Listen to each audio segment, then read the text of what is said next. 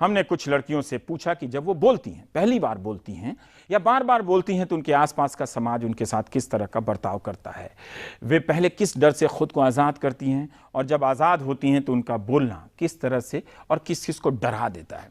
कौन है जो लड़कियों के बोलने पर कहते हैं कि बहुत बोलती हो, बोलोगी तो देख लेंगे। आज के प्राइम टाइम का मकसद इसके जवाब में उन लड़कियों को सामने लाना है जो बोलती हैं, ताकि आप उन्हें देख सकें। जरूर लड़की होने के कारण उन्हें कोई फायदा नहीं मिलना चाहिए, उनकी हर बात का तर्कों के आधार पर बराबर और जोरदार विरोध होना चाहिए, बहस होनी चाहिए। लेकिन जब कोई किसी लड़की को चुप कराए तो उसकी बात के लिए ना सही, उसकी हिम्मत के लिए उस लड़की का साथ देना चाहिए। तो मिलिए हमारी आज की दूसरी और पहली गुरमेहर कौर से। मैं दक्षिण भारत से आई हूँ और मैं दिल्ली यूनिवर्सिटी की एक स्टूडेंट हूँ। ये सर्कमस्टेंसेस देखकर मुझे बहुत दुख हो रहा है कि इतनी लड़ाई बढ़ाई और हिंसा मेरे कैंपस में हो रही है। ना मैं एक लेफ्टिस्ट हूँ, ना मैं एक राइटिस्ट हूँ। पहले लोगों ने मुझे बहुत बोला कि इन सब इश्यूज में मत पढ़ना, क्योंकि मैं एक नॉर्मल लड़की हूँ और ये मेरे लिए बहुत ही खतरनाक हो सकता है। Even my parents were worried because of the prevailing circumstances, and they were more worried because I am participating in such an issue. Even my friends asked me that मैं रूम में ही रहूं और बाहर मत जाऊं, क्योंकि बाहर बहुत अनसेफ है और मैं बस calm, peaceful and healthy study environment को चाहती हूँ।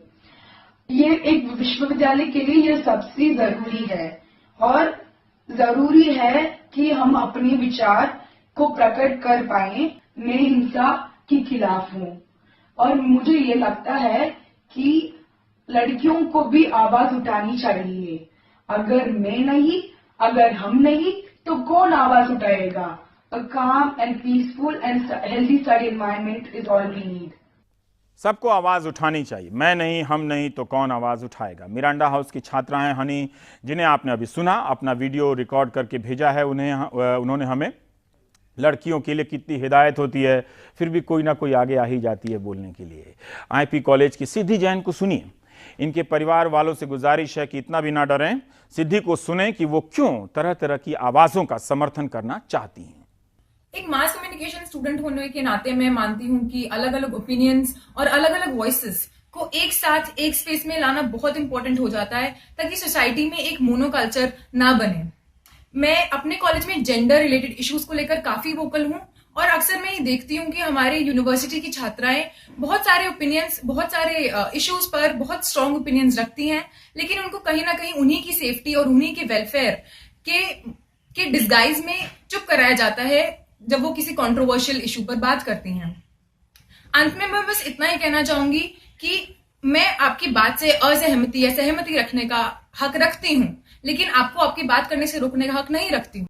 सिद्धि कहती हैं कि जब भी उनके साथ की लड़कियां बोलने को होती हैं, उन्हें सुरक्षा की याद दिलाकर चुप करा दिया जाता है। वो कौन लोग हैं जो लड़की के बोलने पर खतरा बन जाते हैं? उसकी बात का विरोध कीजिए, असहमत होइए, लेकिन उसी यह बोलने वाले कौन हैं जो कहते हैं कि ठीक नहीं होगा, देख लेंगे। क्या ऐसी आवाज़ कुर्सी पर बैठे लोगों से भी आ रही है? आप लोग भी ऐसा ही बोल रहे हैं कि लड़कियों को नहीं बोलना चाहिए? कहीं आप ऐसे लोगों का समर्थन तो नहीं करते जो लड़कियों के बोलने पर देख लेने की बात करते हैं? समाज से लेकर तमाम सरकारों में ऐसे लोगों की कमी नहीं है। यामिनी दीक्षित ऐसी एक छात्रा हैं जो बोलने के अपने अनुभव को आपसे साझा करना चाहती हैं। मैं लड़ रही हूँ एक फ्री और ओपन यूनिवर्सिटी स्पेस के लिए, जहाँ पे वार्तालाप होती है, बातचीत होती है, लोग अपने दिल और दिमाग से काम करते हैं। Violence, we do not resort to violence to solve any sort of conflict. I am fighting for a space where any kind of disagreement is solve through discussion and debate, through open discussion and debate. चाहे लोग centre से हो, right से हो, left से हो, वो फर्क नहीं पड़ता। आप बात करिए, आप समझिए, आप सोचिए, आप दूसरे की बातों को भी सुनिए और तभी कोई भी कॉन्फ्लिक्ट सॉल्व होना चाहिए। मैं एक लिबरल आर्ट्स की स्टूडेंट हूँ और डे 1 से हमें यही सिखाया गया है। ये लड़ाई इसलिए महत्वपूर्ण है, पर्सनली इसलिए महत्वपूर्ण है, क्योंकि हमें अपना यूनिवर्सिटी कल्चर प्रिजर्व करना पड़ेगा in the face of a fascist right wing government, in the face of a patriarchal Brahmanical government. हमको and in the face of the violence जो स्टेट मशीनरी, पुलिस और एबीवीपी साथ में हम पे अनलीश कर रही है, हमको सब सब छात्रों को, यूनिवर्सिटी कम्युनिटी को, चाहे वो स्टाफ हो, टीचर्स हो, सबको साथ में आके लड़ना पड़ेगा एक फ्री स्पीच और फ्री एक्सप्रेशन के स्पेस के लिए। डर हमको कब लगा, जैसे फिजिकली हमको अपने बॉडीली हार्म और अपनी जान के लिए डर तो तब लगा जब हमें और हमारे दोस्तों को थ्रेटनिंग कॉल्स आई, जब मैं और मेरे दोस्त खुद पिटे मॉरिस नगर पुलिस स्टेशन पे पुलिस के साथ। हमें स्टोन पेल्टिंग एबीवीपी ने पहले की, पर सब मार हमें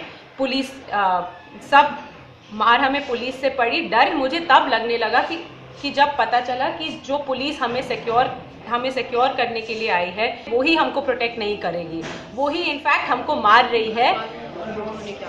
और मेरे सारे दोस्तों ने कहा कि हम सब इस लड़ाई में साथ हैं, हम सब आएंगे, लड़ेंगे, क्योंकि ये हमारे ज़िंदगी का सवाल है, ये हमारे दिमाग और दिल का सवाल है। This is for us to be able to become good citizens, for us to be able to receive an education which actually means something. This is important.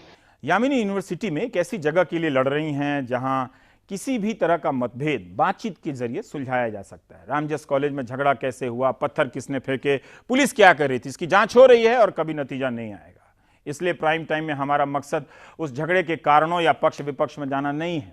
हम गुरमेहर कौर को लेकर हुए विवाद के संदर्भ में देखने की कोशिश कर रहे हैं कि जब कोई लड़की बोलती है तो उसके साथ क्या क्या होता है, उसके भीतर क्या होता है, उसके बाहर क्या होता है, वो बोलने से पहले कैसे खुद से लड़ती है, जब वो बोलती है तो उससे दुनिया कैसे लड़ने लगती है। हम बात कर रहे हैं हिंसा का डर समाप्त करने की जिम्मेदारी जितनी एबीवीपी की है उतनी ही आयशा की है। इन दोनों से सबसे अधिक जवाबदेही पुलिस और यूनिवर्सिटी की है। हमने इन लड़कियों से सहमति ली है, उन्होंने भी हिम्मत दिखाई है, बोलने के हालात पर वो बोलेंगी।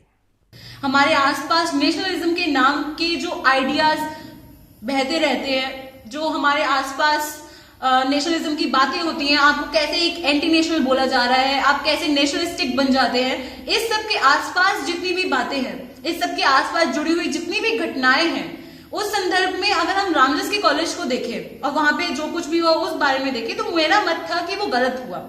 मेरा मत था कि बच्चों के ऊपर किसी भी प्रकार की हिंसा किसी भी तरीके से हम उसे जस्टिफाई नहीं कर सकते हैं। आप बच्चों को, जो कि वहां पे एक ऑर्गेनाइजेशन अगर कोई इवेंट ऑर्गेनाइज कर रही है, वहां पे कुछ बुलाया जा रहा है किसी इंसान को जिससे आपको नहीं लगता कि वो ठीक है, तो मुझे लगता है कि आपको विरोध प्रदर्शन करने के लिए और भी तरीके वहां पे मौजूद थे। हिंसा उसका एक जवाब नहीं था। मैं ना लेफ्ट के बारे में सोचती हूँ, ना मैं राइट के बारे में सोचती हूँ, लेकिन हाँ ये बात है कि मेरा विरोध सिर्फ और सिर्फ उन स्टूडेंट्स के लिए था जो उस यूनिवर्सिटी में उस टाइम पे मौजूद थे और जिनके ऊपर ये सब हिंसा की गई। मैंने अपने प्रोटेस्ट के लिए सोशल मीडिया को एक माध्यम बनाया, एक एबीवीपी को एक खुला लेटर लिखा, जिसके बाद मुझे तरह तरह की प्रतिक्रियाएं मिली। कुछ लोग कह रहे थे कि हाँ आप अच्छा कर रहे हैं, और कुछ ने ये तक कह डाला कि आपको भारत में रहने की कोई जरूरत नहीं है, आप पाकिस्तान चली जाए। इससे मुझे फर्क नहीं पड़ता। फर्क इस बात से हमें पड़ना चाहिए कि हम अपनी बात कितने लोगों तक पहुंचा पा रहे हैं और हम जो सोचते हैं क्या उसके लिए हम खड़े हो पा रहे हैं। दुनिया में विरोध का तरीका सरकार नहीं तय करेगी, लोग तय करेंगे। अब देखिए, प्रधानमंत्री ने मन की बात शुरू की, इसके जवाब में कांग्रेस के नेता संदीप दीक्षित ने काम की बात शुरू कर दी है। वे भी रेडियो के जरिए इंटरनेट पे काम की बात में प्रधानमंत्री से सवाल करते हैं और डाल देते हैं इंटरनेट पर। इस तरह से लोकतंत्र फलता फूलता है, तरह तरह की आवाजें आती हैं। ऐसे पहली तमाम आवाजों के बीच ही आप किसी को प्रधानमंत्री चुनते हैं और किसी को नहीं चुनते हैं।